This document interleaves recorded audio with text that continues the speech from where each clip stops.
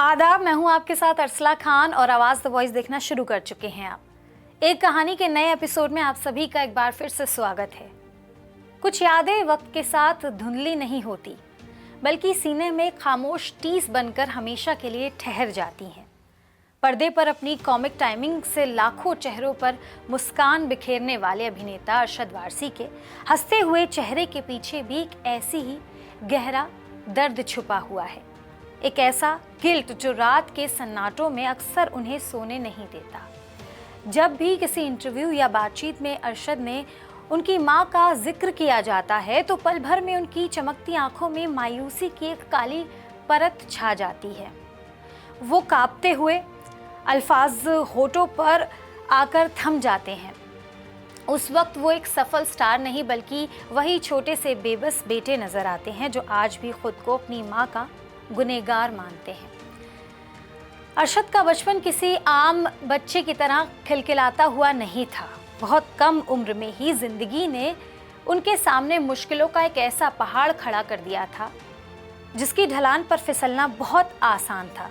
परिवार एक एक पैसों को मोहताज था।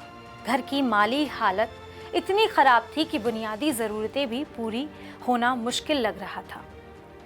इसी तंगहाली के बीच अरशद की मां गंभीर रूप से बीमार पड़ गई। घर में ना तो सही इलाज के पैसे थे और ना ही दवाइयों के। बीमारी धीरे धीरे बढ़ती गई और एक दिन ऐसा आया जब उन्हें अस्पताल के ठंडे और खामोश वार्ड में भर्ती करना पड़ा।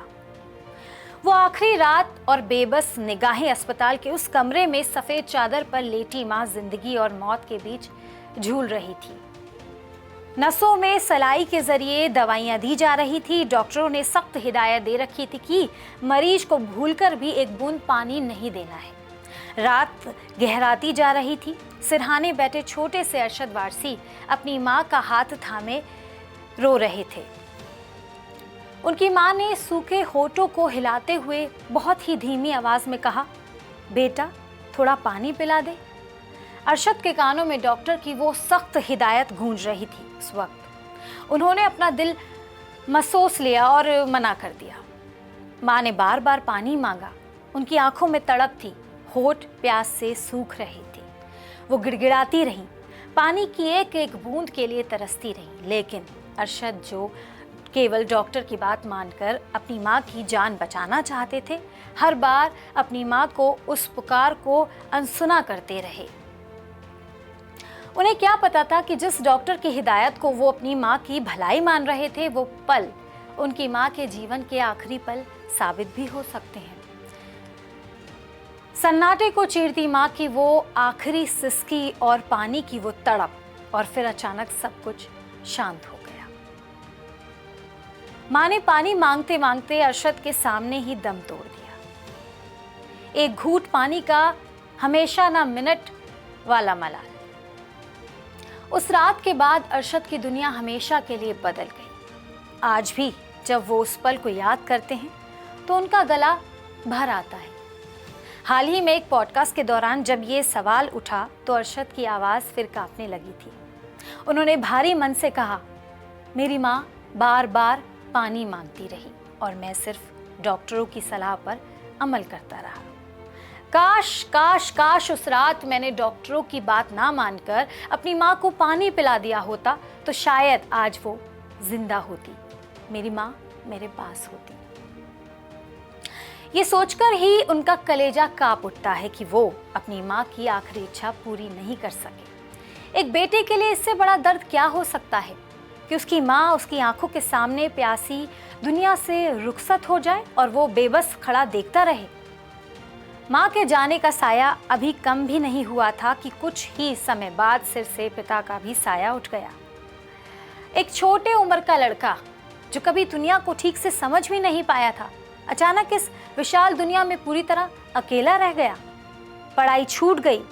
पेट भरने की मजबूरी ने हाथ में किताबें छोड़ने पर मजबूर कर दिया। अरशद ने सड़कों पर उतरकर घर घर जाकर सामान बेचा, छोटी मोटी नौकरियां भी की, हर दिन भूख और तन्हाई से एक नई जंग लड़ी। लेकिन इस लड़के के अंदर टूटने से इनकार करने का एक जिद्दी जज्बा भी था। उन्होंने अपने दर्द को अपनी ताकत बनाया, डांस की दुनिया में कदम रखा, दिन रात पसीना बहाया, कड़ी मेहनत की और अपनी अदाकारी से हर हिंदुस्तानी के दिल में जगह बनाई। आज अरशद वारसी कामयाबी के शिखर पर है। दुनिया उनके अभिनय की कायल तो है ही, लेकिन उस चमकदार रोशनी के पीछे दिल के किसी अंधेरे में, दिल के किसी कोने में आज भी वो प्यासी माँ पानी मांग रही है, और एक बेटा आज भी उस रात के साये में खामोश खड़ा रो रहा है। तो ये थी एक कहानी की एक स्टोरी। आपको ये वीडियो कैसा लगा हमें आप कमेंट बॉक्स में ज़रूर बताएं, और आप हमें एक्स, फेसबुक, इंस्टाग्राम पर भी फॉलो कर सकते हैं ऐसी अपडेट्स के लिए। साथ ही हमारी वेबसाइट्स भी हैं अलग अलग लैंग्वेजेस में, आप वहाँ भी ऐसे आर्टिकल्स पढ़ सकते हैं। शुक्रिया।